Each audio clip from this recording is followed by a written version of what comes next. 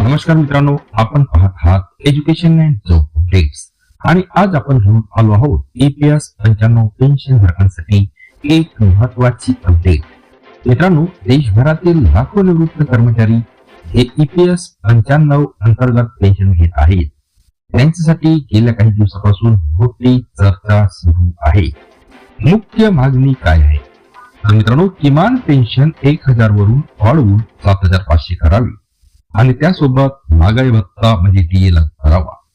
ही मागणी अनेक वर्षापासून सुरू आहे आणि यासाठी EPS 95 नॅशनल एज्युकेशन कमिटी सारख्या संघटनांनी वेळोवेळी आंदोलने केलेली आहेत.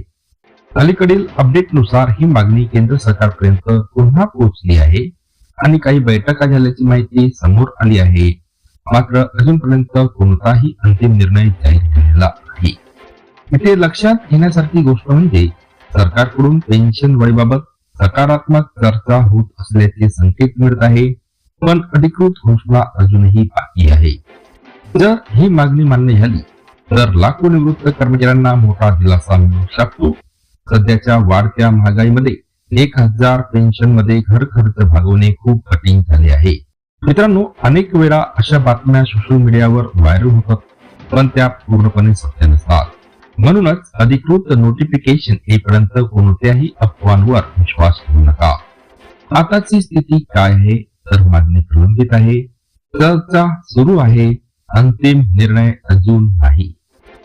तसेच याबाबत सरकारकडून कोणताही मोठा निर्णय घेतला जाईल आम्ही सर्वात आधी तुम्हाला अपडेट देऊ.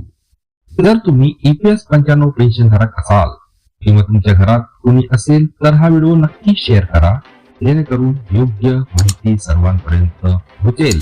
आणि अशाच सरकारी योजना, पेन्शन अपडेट आणि जॉब संबंधित माहितीसाठी आमच्या चॅनलला सबस्क्राईब करा.